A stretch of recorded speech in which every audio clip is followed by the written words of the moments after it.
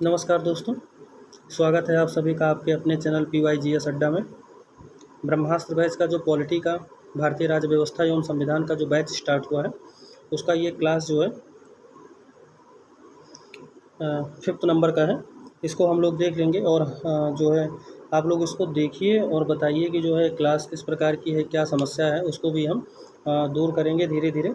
बाकी आप लोग सपोर्ट करिए और जो है 600 सब्सक्राइबर हो गए हैं, इसके लिए आप सभी को बहुत बहुत बधाई और बहुत बहुत धन्यवाद। ऐसे ही आप लोग जो है अपना साथ देते रहिए ताकि जो है कुछ बेहतर हो पाए। और आप सभी का बहुत बहुत आभार, धन्यवाद। तो आज हम लोग जो है ब्रह्मास्त्र बैच का क्लास 5 देखेंगे और इसमें जो है भाग 6, क्योंकि हम लोगों ने 148 जो CAG होता है वहाँ तक देख लिया था, ठीक है।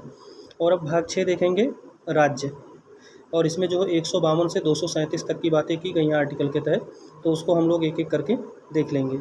इसमें जो सबसे पहले हमारा हो जाता है आर्टिकल 153। इसमें राज्य का एक राज्यपाल होगा, मतलब जो स्टेट होगा उसका एक राज्यपाल होगा, यह बात कही गई है। जैसे राष्ट्रपति के लिए आर्टिकल 52 में कहा गया था कि भारत का एक राष्ट्रपति होगा, ठीक है। उसी तरह सेम राज्यपाल राष्ट्रपति या राष्ट्रपति कह लीजिए राज्यपाल की तरह, या राज्यपाल राष्ट्रपति की तरह, दोनों को अगर हम पैरेलल मिला के पढ़ लें तो हमको शायद कोई समस्या नहीं आने वाली, ठीक है। आगे हम लोग देख लेते हैं आर्टिकल 154, ठीक है। राज्यपाल की जो इसमें कार्यपालिका शक्ति है उसके बारे में बात की गई है। इसके बाद में फिर हमारा 159 हो जाता है। इसमें राज्यपाल के शपथ यानी ओथ की बात की गई है।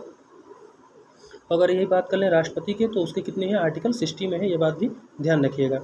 और सुप्रीम कोर्ट, ठीक है।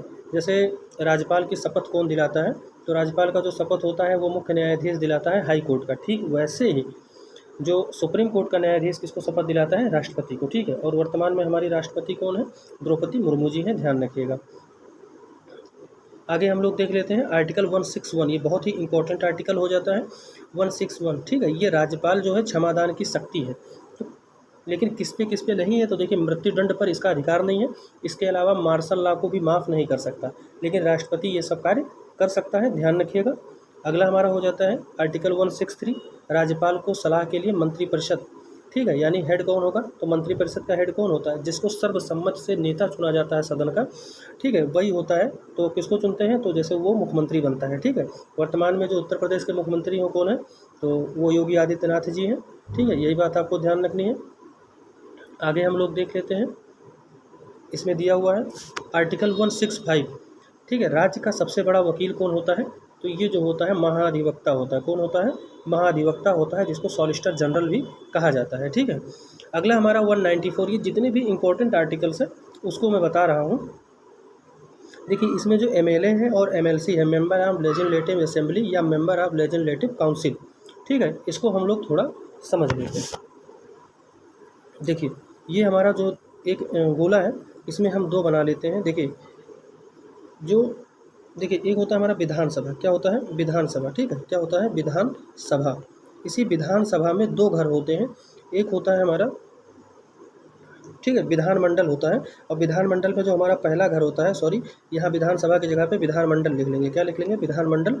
और विधानमंडल में पहला हमारा होता है विधानसभा, क्या होता है, विधानसभा होता है। और दूसरा हमारा क्या होता है, विधान परिषद होता है। तो जो हमारा विधान परिषद होता है ये हमारा अस्थाई सदन है, क्या है, अस्थाई सदन है। जबकि जो हमारा विधान सभा होता है ये क्या होता है, ये अस्थाई सदन है। यानी ये हर 5 साल में क्या होता है, हर 5 साल में नया मुख्यमंत्री, जो हमारे मुख्यमंत्री चुन के जाते हैं, जो मेंबर ऑफ पार्लियामेंट चुन के जाते हैं, ठीक है। जैसे जो लोकसभा का चुनाव होता है उसमें मेंबर ऑफ पार्लियामेंट यानी MP जो हमारे यहाँ से सांसद लोग चुन के जाते हैं, ठीक है, उनकी बात करता है। वैसे यहाँ जो विधायक चुन के जाते हैं, देखिए एकदम बिल्कुल सिंपल समझ लीजिए, अपने क्षेत्र में हम लोग विधायक जी को वोट देते हैं, विधायक जी चुन के कहाँ आएंगे, इसी विधान सभा में आते हैं। तो भाई 5 साल बाद आप लोग देखते होंगे कोई दूसरा विधायक हो जाता है या फिर से उनका चुनाव हो जाता है, तो आप लोग विधायक का वोट डालने जाते हैं, ठीक है, सीधी सी बात है। तो समझ जाइए कि ये क्या हो गया, विधानसभा हो गया। यानी हर 5 साल पे चेंज होगा। भाई जो चीज़ बदल रहा है वो अस्थायी कैसे हो सकता है, इसीलिए विधानसभा क्या है, विधानसभा अस्थायी है। जबकि विधान परिषद की बात करें, कभी सुना है कि आपने MLC को वोट दिया है, नहीं ना। तो यानी कि MLC क्या है, MLC यानी मेंबर ऑफ लेजिस्लेटिव काउंसिल, ठीक है। तो ये क्या होता है, ये हमारा अस्थाई होता है, ठीक है, ध्यान रखिएगा। आगे हम लोग बात कर लें तो देखें विधानसभा के सदस्य होते हैं और MLC विधान परिषद के सदस्य होते हैं, सेम बात कही गई। फिर हमारा आ जाता है आर्टिकल 200, ठीक है। यहाँ देखिए राज्यपाल विधेयकों पर अनुमति देता है। किस पे? राज्यपाल विधेयकों पर अनुमति देता है, ध्यान रखिएगा। फिर हमारा आर्टिकल 201 हो जाता है, राज्यपाल द्वारा राष्ट्रपति के लिए आरक्षित विधेयक। मान लीजिए ये कोई समस्या हो गई और राज्यपाल को वो बात नहीं समझ में आएगी, ठीक है, तो वो विधेयक वो राज्यपाल क्या कर लेगा, उसको अपने पास रख लेगा, आरक्षित कर लेगा, किसके लिए? राष्ट्रपति के लिए, ठीक है। आगे देख लेते हैं। देखिए यहाँ पर आर्टिकल 202 दिया हुआ है, राज्यों का वार्षिक वित्तीय विवरण, यानी बजट की बात तो संविधान में कहीं है ही नहीं, ठीक है। जैसे 112 में, ठीक है, वार्षिक वित्तीय विवरण संघ का है, वैसे ही राज्यों का वार्षिक वित्तीय विवरण कितना है? तो 212 में है, ध्यान रखिएगा कितने में है? 212 में है, बहुत इंपॉर्टेंट है। अगला हमारा हो जाता है आर्टिकल 213, ये राज्यपाल अध्यादेश शक्ति, क्या चीज़? राज्यपाल अध्यादेश शक्ति, विधायी और कानून का निर्माण करना, ये उसका कार्य होता है। इसके बाद में हम लोग देख लेते हैं इसके बारे में, हाई कोर्ट के बारे में। किसके बारे में? हाई कोर्ट के बारे में। देखिए आर्टिकल 214 में जो है हाई कोर्ट की स्थापना की गई है, ध्यान रखिएगा। और आर्टिकल 215 में, ठीक है, अभिलेख न्यायालय, ठीक है, इसकी बात की गई है, ध्यान रखिएगा। और सुप्रीम कोर्ट का कितना है? तो अभिलेखीय साक्ष्य की बात करता है 1 to 9 में, ये बात भी ध्यान रख लीजिएगा, ठीक है। आगे देख लें तो 226 में क्या है? हाई कोर्ट रिट जारी करता है, ठीक है। कितने प्रकार की? 6 प्रकार की, ठीक है। और आर्टिकल 32 के तहत ये बताइए कितने हैं? तो जो है इसमें कितने प्रकार के रिट हैं? 5 प्रकार के हैं, ध्यान रखिएगा। कितने प्रकार के रिट हाई कोर्ट जारी करता है? 5, सुप्रीम कोर्ट 5 प्रकार के, जबकि हाई कोर्ट, तो रिट के मामले में तो सुप्रीम कोर्ट से ज़्यादा पावरफुल कौन है? हाई कोर्ट है, ये बात ध्यान रखिएगा। आगे हम लोग देख लेते हैं।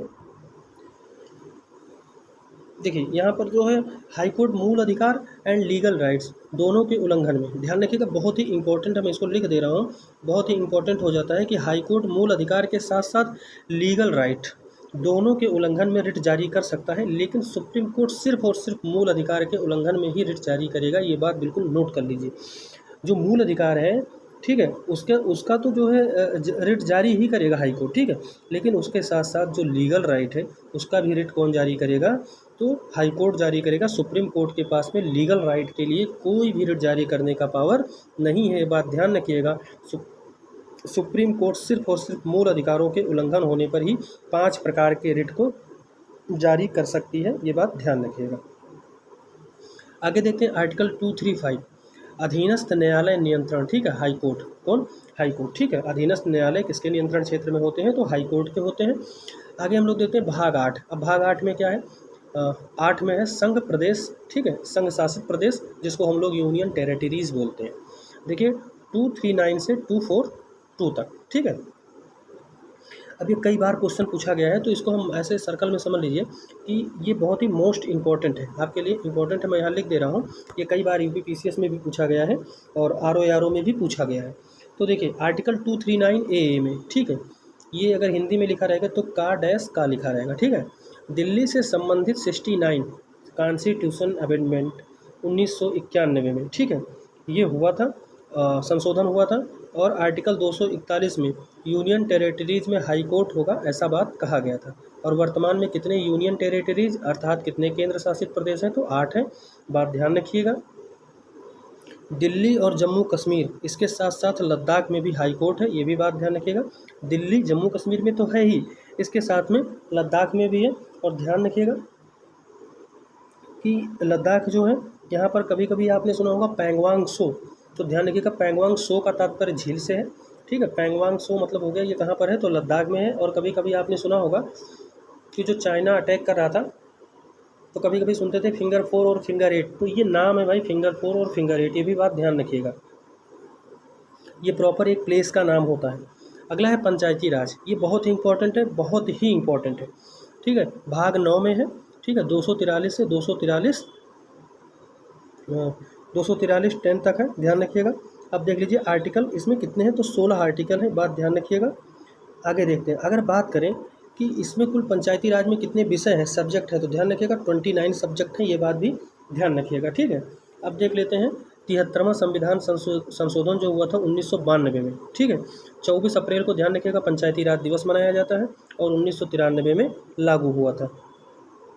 आगे हम लोग अगर इसी में बात कर लें तो देखिए 243A जो हमारा हो जाता है, कौन सा? 243A, ठीक है। इसमें क्या है, ग्राम सभा का गठन है, ध्यान रखिएगा। 200 जो पूछा गया है वही आप ध्यान रखिए। 243A में ग्राम सभा का गठन है। और 243 जो जी है इसमें ग्राम पंचायत, ठीक है, शक्ति। अब देखिए जी का मतलब क्या हो गया, तो जी मतलब आप ऐसे समझ लीजिए, जी मतलब हो गया भाई गवर्नमेंट, ठीक है। अब गवर्नमेंट के पास क्या होता है, पावर बहुत होता है। तो यानी कि 243 जी में क्या है, ग्राम पंचायत की पावर है, ठीक है। यानी कि क्या है, पावर है, गवर्नमेंट है, सरकार है अपने आप में ग्राम पंचायत, ठीक है। 243 जी में क्या है, शक्ति है। तो अनुसूची 11 में कुल कितने विषय हैं, देखिए 29 विषय हैं, ये बात ध्यान रखिएगा। फिर 243 आई। अब आई का मतलब क्या होता है, देखिए इनकम टैक्स वाले बहुत ज़्यादा अगर मान लीजिए कहीं तबाही मचा रहे हैं तो आई से इनकम टैक्स और वित्त का संबंध इनकम से है, तो इसीलिए 243 आई। आई मतलब आ रहा है, क्या आ रहा है, तो पैसा आ रहा है, यानी वित्त आयोग किस में है, पंचायती राज का, तो 243 आई में है, ठीक है। फिर आर्टिकल 243 के। अब के का मतलब देखिए 243 के ये निर्वाचन आयोग है, ठीक है। यानी भाई जल्दी से हमारा निर्वाचन करो, के का मतलब करो, क्या करो, निर्वाचन करो, ठीक है, जल्दी से। तो यहाँ पर जो है 243 जो हमारा के हो जाएगा वो किससे संबंधित है, निर्वाचन से संबंधित है, ये बात भी ध्यान रखिएगा। आगे हम लोग इसी में देख लेते हैं। देखिए यहाँ पर जो है जो केंद्र है, अब देखिए यहाँ पर देखिए केंद्र, एक मिनट, यहाँ पर देखिए केंद्र जो टैक्स का विवरण है वो केंद्रीय वित्त आयोग एक बना हुआ है आर्टिकल 280 में, ठीक है। 280 में वित्त आयोग का जो है उल्लेख किया गया है, कितने में है, आर्टिकल 280 में, ये बात ध्यान रखिएगा। जबकि राज्य और यूनियन टेरिटरीज के लिए राज्य वित्त आयोग का जो है लोकल जो गवर्नमेंट होती है वो अपने हिसाब से बनाती है। अब देखिए 243 आई, आई मतलब मैंने क्या कहा था, आने दो, क्या आने दो, इनकम आने दो। तो 243 आई में किसके लिए है, पंचायत के लिए है। जबकि 243 वाई, आई वाई, ध्यान रखिएगा, इसमें किसके लिए है, इसमें जो इनकम है वो नगर निकाय के लिए, ठीक है। वाई मतलब समझ लीजिए निकाय, और आई मतलब तो इनकम, इनकम आएगा कहाँ आएगा, पंचायत में आएगा। तो 243 आई हो गया और 243 वाई का मतलब नगर निकाय हो गया, ध्यान रखिएगा। इसके बाद में है केंद्र, ठीक है। यहाँ देखिए 324 में केंद्रीय निर्वाचन की बात की गई है। और निर्वाचन जो है आप लोग कमेंट में हमें करके बताइए कि जो है 324 के तहत जो केंद्रीय निर्वाचन है वो किस आर्टिकल में है, ठीक है। हमें ये बात बताइए, आर्टिकल नहीं सॉरी, किस भाग में है, ठीक है। 14 में है, 15 में है, 16 में है, 17 में। चलिए हम यहाँ ऑप्शन दे रहे हैं कि निर्वाचन कौन से भाग में है। जो निर्वाचन है ये भारतीय संविधान के किस भाग में है, आर्टिकल 13 में है, ठीक है, 14 में है, 15 में है, या फिर 16 में है। आप हमें कमेंट बॉक्स में ज़रूर बताइएगा, आप सभी से विनम्र निवेदन है। एक टीचर के हैसियत से समझ लीजिए या एक भाई के, कुछ भी आप समझ लीजिए, लेकिन ज़रूर हमें कमेंट बॉक्स में बताइएगा। आगे देख लीजिए राज्य। तो राज्य में जो होता है वो क्या होता है, एमएलए और एमएलसी होते हैं, तथा लोकल पंचायत और जिला एवं नगर पंचायत, ठीक है, बात ध्यान रखिएगा। राज्य निर्वाचन आयोग की बात करें तो मैंने क्या बताया, 243 के, ठीक है, के मतलब करना है, क्या करना है, तो पंचायत में निर्वाचन करना है। और 243 जेड में क्या है, तो इसमें देखिए नगर निकाय की बात की गई है। अच्छा एक बात बताइए, नगर जो निकाय हमारा है इसमें कितने सब्जेक्ट हैं, तो ध्यान रखिएगा 18 सब्जेक्ट हैं। जबकि पंचायती राज में कितने सब्जेक्ट हैं, तो ध्यान रखिएगा 29 सब्जेक्ट हैं, ये बात भी ध्यान रखिएगा। आगे हम लोग देख लेते हैं भाग 9, ठीक है। क्या है, भाग 9 ए, नगर पालिका। इसमें देखिए 243 से 243 पी से 243 जेड जी तक है। अब देखिए नगर पालिका का जो गठन है वो क्यों किया जाएगा, देखिए 243 क्यों, तो क्यों गठन किसका, नगर पालिका का। तो 243 क्यों में क्या है, नगर पालिका का गठन है। 243 वाई, मैंने कहा था कि आई तो वो हो जाएगा किससे, पंचायती राज से, और वाई है तो किससे हो जाएगा, राज्य वित्त आयोग नगर पालिका के लिए, ठीक है। फिर देख लीजिए 243 जेड ए, ठीक है, जेड ए, इसमें क्या है, राज्य निर्वाचन आयोग है। अगला है हमारा 243 जेड जी, इसमें जिला आयोजन समिति है, ये बहुत ही इंपॉर्टेंट है, ध्यान रखिएगा, खास करके जिला आयोजन समिति और राज्य निर्वाचन आयोग। इसके बाद में हम लोग देख लेते हैं 9B, क्या है, भाग 9B सहकारी समिति, ये 243, ठीक है, जेड एस से 243 जेड टी तक है। देखिए 97 जो कॉन्स्टिट्यूशन अमेंडमेंट 2011 में हुआ था, इसमें सहकारी समिति की बात की गई थी। और वर्तमान में सहकारी समिति के जो अध्यक्ष वो कौन है, अमित शाह जी हैं, जो वर्तमान में गृह मंत्री भी हैं, ठीक है। आगे हमारा हो जाता है भाग 10, इसमें जो है एससी के बारे में बात की गई है, और इसमें जो है आर्टिकल 244 में। आगे हमारा हो जाता है भाग 11, कौन सा हो जाता है, भाग 11, ध्यान रखिएगा, बहुत ही इंपॉर्टेंट भाग है। इसमें खास करके कुछ समितियाँ बनी थी। अगर वो इसमें नहीं होगा तो हम आपको ज़रूर बताएंगे। देखिए इसमें जो पहला है तो उसको हम लोग देख लेते हैं। देखिए 245 से 263 तक है, ठीक है। अब देखिए आर्टिकल 246 जो है, इसमें अनुसूची कितनी है, अनुसूची 7, ठीक है, अनुसूची 7। अब 246A GST good and service tax, 101 जो संविधान संशोधन है 1 जुलाई 2017 से जो है लागू हुआ, ध्यान रखिएगा 101वां संविधान संशोधन 1 जुलाई 2017 से लागू हुआ और समवर्ती सूची का विषय है, ये बात भी ध्यान रखिएगा। आगे हम लोग इसी में देख लेते हैं आर्टिकल 249 राष्ट्र हित में राज्य, ये बहुत ही इम्पोर्टेंट है और बहुत ही पेचीदा हो जाता है जब पूछ लेता है, इसलिए मैं इसको बता दे रहा हूँ। राज्य हित में राज्य सूची पर कानून बनाने की शक्ति संसद की होगी, ध्यान रखिएगा। राष्ट्र हित में, जब कभी राष्ट्र के हित की बात होगी तो राज्य सूची पर कानून कौन बनाएगा, उस समय शक्ति किसके पास चली जाएगी, संसद की, ये बात ध्यान रखिएगा। अगला हमारा है 254 केंद्र और राज्य कानून असंगत यानी समवर्ती सूची पर तब संसद का कानून मान्य होगा। अब बात समझिए, जैसे राज्य ने कोई कानून बनाया, ठीक है, संसद ने भी बनाया, लेकिन यदि दोनों में कभी मतलब विवाद हो गया तो वहाँ पर जो राज्य सूची होगा उसी की बात कैंसिल करके और जो केंद्र सरकार होगी वो अपनी बात रख लेगी, यानी इसमें केंद्र सरकार का जो है मान्य होगा और राज्य सरकार के द्वारा बनाया गया कानून क्या हो जाएगा, निरस्त हो जाएगा, अपने आप ही समाप्त हो जाएगा। अगला है आर्टिकल 262, कई बार एग्जाम में पूछा गया है, वेरी इंपॉर्टेंट। देखिए नदी जल विवाद प्राधिकरण का इसमें उल्लेख किया गया है, जैसे कावेरी नदी विवाद, ध्यान रखिएगा कावेरी नदी विवाद। अब आप लोग हमें कमेंट बॉक्स में बताइएगा कि कावेरी नदी विवाद कब हुआ था, एक नंबर, और दूसरी बात ये बताइए किन किन राज्यों के बीच में है, बहुत ही इंपॉर्टेंट है। आगे हमारा है इंटर स्टेट काउंसिल, अंतर्राज्यीय परिषद, और इसका हेड हमेशा कौन होता है, तो प्रधानमंत्री होता है, और किस आर्टिकल के तहत है, तो 263 के तहत है, ध्यान रखिएगा।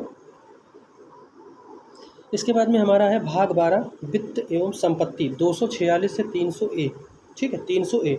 देखिए आर्टिकल 266 संचित निधि, ठीक है, कॉन्सोलिडेटेड फंड, ठीक है, इसमें हमारा हो जाता है धन, ठीक है, जो धन निकालने के लिए विनियोग विधेयक कौन पारित करता है, तो ध्यान रखिएगा विनियोग भी हो जो विधेयक है धन निकालने के लिए कौन पारित करता है, संचित निधि से, संसद द्वारा पारित किया जाता है। ये बहुत इंपॉर्टेंट है ये जितने भी विधेयक हैं। अगला हमारा 267 में जो आकस्मिक निधि है वो संसद जो है राष्ट्रपति, जो अधिकार है आकस्मिक निधि का वो राष्ट्रपति निकाल सकता है, ये बात ध्यान रखिएगा, आकस्मिक निधि से राष्ट्रपति जबकि संचित निधि से संसद। 279 ये है जीएसटी काउंसिल है, 101 संविधान संशोधन हुआ था और इसका हेड कौन होता है जीएसटी का, हमेशा ध्यान रखिएगा वित्त मंत्री, और वर्तमान में वित्त मंत्री कौन है, तो निर्मला सीतारमण जी हैं, ध्यान रखिएगा। फिर हमारा आर्टिकल 280 केंद्रीय वित्त आयोग की बात करता है, ध्यान रखिएगा। आगे हमारा हो जाता है संपत्ति का अधिकार, तो संपत्ति का अधिकार 300A में है, संपत्ति का अधिकार जो है ये 44 जो कॉन्स्टिट्यूशन अमेंडमेंट 1978 में हुआ था उसी के तहत उसको 300A में रखा गया था, पहले ये आर्टिकल 19 में जो है आर्टिकल 19 का हिस्सा था। अगला हमारा भाग 13 व्यापार एवं वाणिज्य, ये आर्टिकल 301 से 307 तक है, ध्यान रखिएगा। फिर हमारा हो जाता है भाग 14 सेवाएं, 308 से 323। अब देखिए आर्टिकल 312 में ऑल इंडिया सर्विस, वर्तमान में 3 है, कौन कौन से हैं, IAS है, IPS है और IFS है, ध्यान रखिएगा। IFS का तात्पर्य यहाँ, IFS का तात्पर्य वन सेवा से है, किससे है, वन सेवा से। और आर्टिकल 315 UPSC एवं SPSC, ध्यान रखिएगा ये स्टेट लेवल का है, ठीक है, एक एग्जाम्पल के तौर पे है।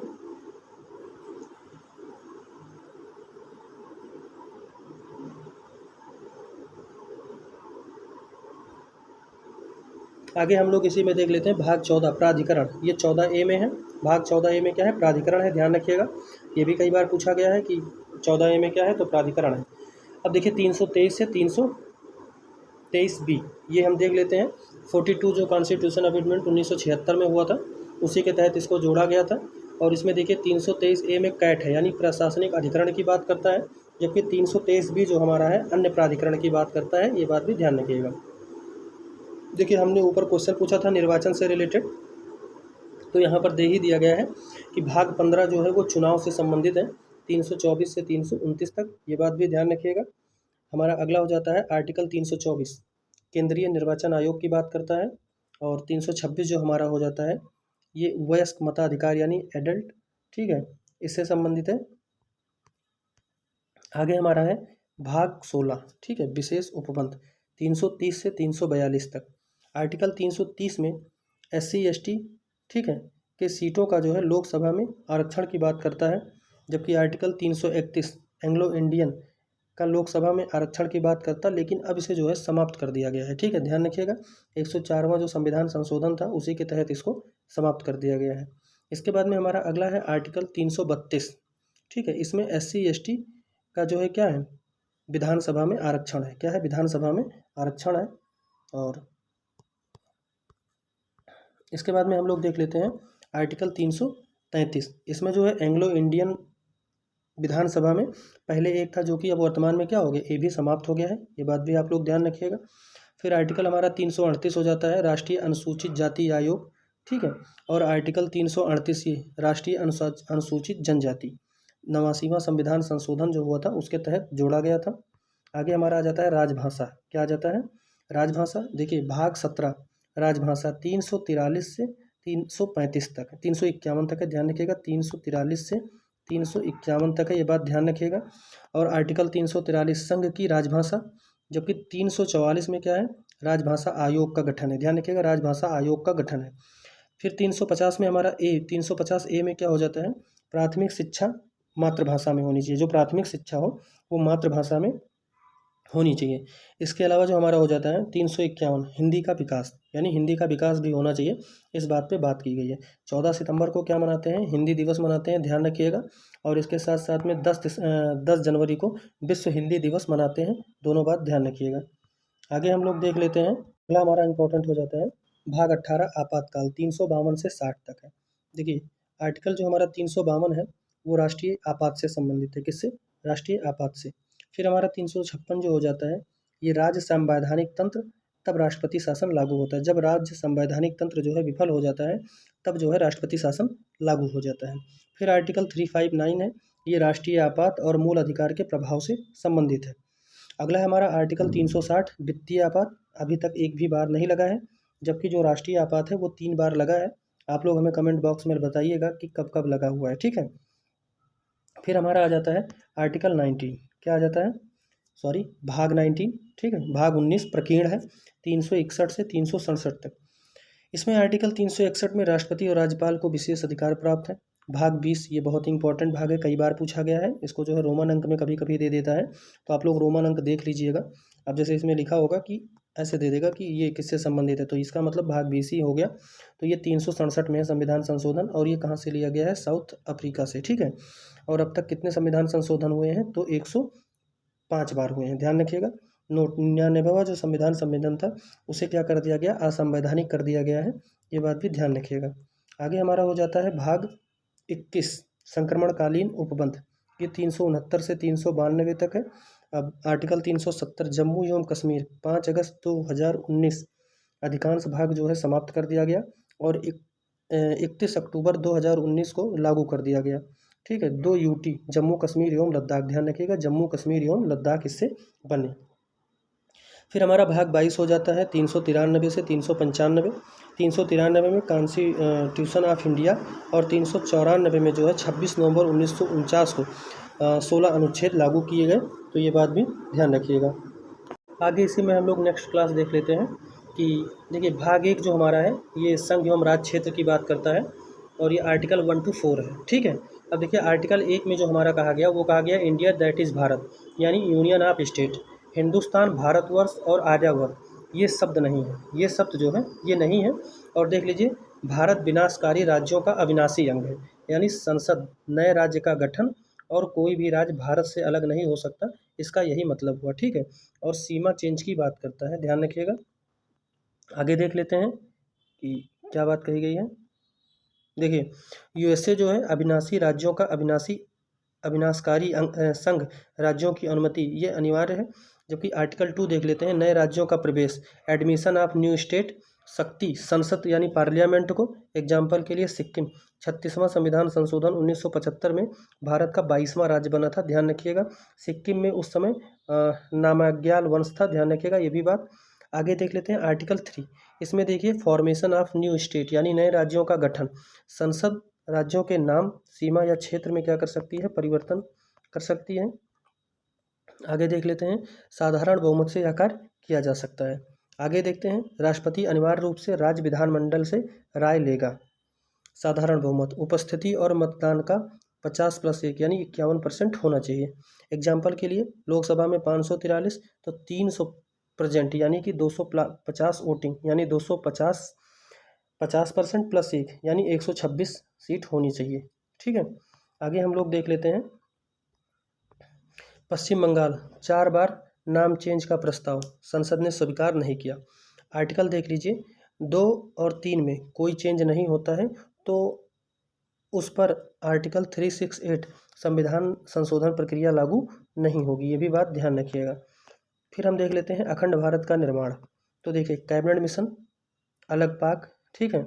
उसके बाद में 16 अगस्त 1946 को प्रत्यक्ष कार्रवाई दिवस के रूप में मुस्लिम लीग ने मनाया था, ये बात भी ध्यान रखिएगा। माउंट बेटन योजना 3 जून 1947 को भारत और पाक यानी पाकिस्तान 2 राज्य, ठीक है। अगला हमारा हो जाता है 565 रियासत, ठीक है। और 3 ऑप्शन देखिए, पहला भारत में शामिल, दूसरा पाकिस्तान में शामिल और तीसरा स्वतंत्र। अब रियासत विभाग, इसके हेड कौन थे? तो सरदार वल्लभ भाई पटेल जी थे, जिनको लौह पुरुष भी कहा जाता है।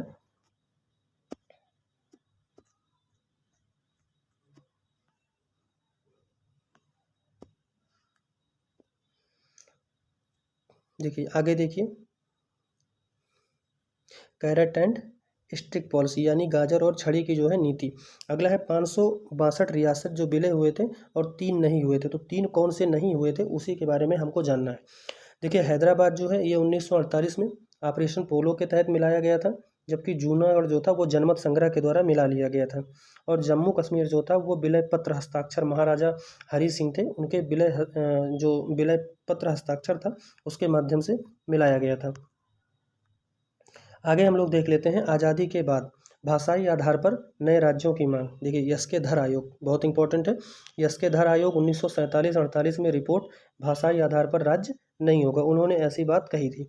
लेकिन तेलुगु भाषा आधार पर, ठीक है, नए राज्यों की मांग तीव्र जब हुई तो 1952 में पोट्टी श्री रामाल्लू अनशन पर बैठे थे और इनकी मृत्यु हो गई थी। और 1 अक्टूबर 1953 को आंध्र प्रदेश यानी तेलुगु भाषाई आधार पर अलग होने वाला पहला राज्य था, ध्यान रखिएगा। इसके बाद 2 जून 2014 को तेलंगाना भी नया राज्य बना है। आगे इसमें देख लेते हैं, राज्य पुनर्गठन आयोग, ठीक है, 1953 में अली के हृदय के नाथ, ठीक है। यहाँ पर देखिए, इसमें मतलब 3 सदस्य थे, कौन कौन से थे? फजल अली, ये अध्यक्ष थे, इन्हीं की अध्यक्षता में जो है राज्य पुनर्गठन आयोग का जो है गठन हुआ था। और KM पडिक्कर और हृदयनाथ कुंजरू थे, ध्यान रखिएगा। राज्य पुनर्गठन आयोग को ही फजल अली आयोग भी कहा जाता है, ठीक है। और भाषाई आधार पर नए राज्य बन सकते हैं, ऐसी बात भी इन्होंने कही थी। राज्य पुनर्गठन अधिनियम 1956, ये 7वां संविधान संशोधन 1956 जो हुआ था उसके तहत 14 राज्य और 6 जो थे वो केंद्र शासित प्रदेश बने थे, ये बात भी ध्यान रख लीजिएगा। आगे है 1 मई 1960 को बम्बई मराठी एवं गुजराती भाषा में, देखिए महाराष्ट्र और गुजरात ये 15वां जो है स्टेट बना था। फिर 1 दिसंबर 1963 को असम से अलग होकर नागालैंड जो है ये कब बना था? तो 16वां राज्य बना था, ठीक है। कब? 1963 में। अगर पूछ ले हॉर्नबिल उत्सव कहाँ मनाया जाता है तो ध्यान रखिएगा, नागालैंड में मनाया जाता है। अगला हो जाता है 1 नवंबर 1966 को पंजाब सिख हिंदी और यूटी, ध्यान रखिएगा, ये ट्रिक है। देखिए, पंजाब बना था हिंदी यानी हरियाणा और यूटी मतलब चंडीगढ़, ठीक है, 17वां ये राज्य बना था। आगे देख लेते हैं, 25 जनवरी 1971 को हिमाचल प्रदेश यूनियन टेरिटरीज राज्य बना। और फर्स्ट राज्य जो यूनियन टेरिटरीज से राज्य बना था, ध्यान रखिएगा, 18वां राज्य बना था। अगला है 21 जनवरी 1972 को असम से 3 नए राज्य, कौन सो? मेघा के 3 मणि, मेघालय, त्रिपुरा और मणिपुर 19, 20 और 21वां राज्य बना था। बहुत ही अच्छा क्वेश्चन है। आगे हमारा हो जाता है 16 मई 1975 को सिक्किम को भारत का 22वां राज्य और 36वां संविधान संशोधन द्वारा 1975 में बनाया गया था, ये बात भी ध्यान रखिएगा। ये पूछा हुआ क्वेश्चन है कि सिक्किम कब बना था, तो 1975 में, और किस संविधान संशोधन के तहत? तो 36। अगला है 20 फरवरी 1987 को असम से 2 नए राज्य मिजोरम और अरुणाचल प्रदेश बने थे, 23 और 24 नंबर के क्रमशः राज्य। 30 मई 1987 को गोवा यूटी से राज्य बना था, ये भी बात ध्यान रखिएगा। 56वां संविधान संशोधन 1987 में 25वां राज्य बना था।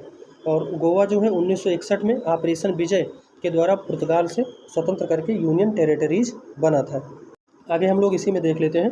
1 नवंबर सन 2000 को छत्तीसगढ़ एमपी से अलग होकर 26वां राज्य बना, जबकि 9 नवंबर 2000 को उत्तराखंड यूपी से अलग होकर 27वां राज्य बना, जबकि 15 नवंबर सन 2000 को झारखंड बिहार से अलग होकर 28वां राज्य बना था। और इसके अलावा 2 जून 2014 को आंध्र प्रदेश से तेलंगाना अलग होकर 29वां राज्य बना था, नवीनतम राज्य। ठीक है। 31 अक्टूबर 2019 को जम्मू कश्मीर 2 यूटी, जम्मू कश्मीर और खुद लद्दाख 2 यूटी में कन्वर्ट हो गया। 295 प्लस 7 यूटी, ठीक है। और 29 स्टेट, ठीक है, और 7 यूटी और 28 स्टेट और 9 यूटी, ठीक है, ये हो गए थे। लेकिन अभी देख लेते हैं 26 जून, थोड़ा सा यहाँ पर है 26 जनवरी सन 2020 को, कब 26 जनवरी 2020 को दादरा नगर हवेली और दमन दीव दोनों संयुक्त रूप से एक बन गए। तो वर्तमान में ध्यान रखिएगा 28 राज्य हैं, 28 राज्य हैं और 8 यूटी यानी यूनियन टेरिटरीज हैं, ये बात भी ध्यान रखिएगा। आगे हम लोग देख लेते हैं क्षेत्रीय परिषद यानी रीजनल काउंसिल स्थापना। तो देखिए राज्य पुनर्गठन अधिनियम 1956, जो अभी हमने ऊपर जो है क्या देखा था, फजल अली आयोग, उसी से रिलेटेड है। राष्ट्रपति द्वारा अध्यक्ष गृह मंत्री वर्तमान में कौन है, अमित शाह जी हैं। और हेडक्वार्टर कहाँ है इसका, तो शिलोंग में है। ठीक है। पूर्व में जो है 5 1971 में नॉर्थ ईस्ट को बना दिया गया। और अब कितने हैं, तो क्षेत्रीय परिषद कितने हैं, 6 हैं, ध्यान रखिएगा। आगे हम लोग इसी में देख लेते हैं कि वो 6 क्षेत्रीय परिषद कौन कौन से हैं। देखिए पश्चिम में हमारा मुंबई हो जाता है हेडक्वार्टर, दिल्ली। अगला जो मिडिल है नॉर्थ ईस्ट 1971 में कोलकाता है, प्रयागराज है और चेन्नई है। आगे हम लोग इसी में देख लेते हैं, नोट में दिया हुआ है नॉर्थ ईस्ट काउंसिल हेडक्वार्टर कहाँ है, शिलांग मेघालय में है। वर्तमान में 8 सदस्य, पहले 7 सदस्य थे, 7 + 1 सिक्किम 2003 में बना। ठीक है। इसके बाद में देख लेते हैं आर्टिकल जो हमारा 3 है, नाम परिवर्तन से संबंधित है। संयुक्त प्रांत कब था, 1950 में यूपी का, मद्रास 1969 में, ठीक है, तमिलनाडु बन गया। और मैसूर 1973 में क्या बना, कर्नाटक में। जबकि उत्तरांचल 2007 के बाद से क्या कहा जाने लगा, उत्तराखंड। और उड़ीसा 2011 के बाद में ओडिशा कहा जाने लगा, ये बात भी ध्यान रखिएगा। हाल ही में केरल सरकार ने केरल राज्य का नया नाम केरलम, ठीक है, कौन सा, केरलम कर दिया है। लेकिन अभी संसद में पारित नहीं किया गया है, ठीक है, ये बात ध्यान रखिएगा। लेकिन हो जाने की पूरी उम्मीद है। ठीक है। तो इसको आप लोग देखिएगा और बताइएगा कि ये कैसा रहा। आगे जो भी आपका कमेंट बॉक्स में होगा उसको आप लोग हमें कर दीजिएगा। और कोई त्रुटि हो तो उसके लिए माफ़ी चाहेंगे, लेकिन सुझाव के लिए कमेंट बॉक्स में आप लोग बता सकते हैं। बहुत बहुत धन्यवाद। जय हिंद, वंदे मातरम।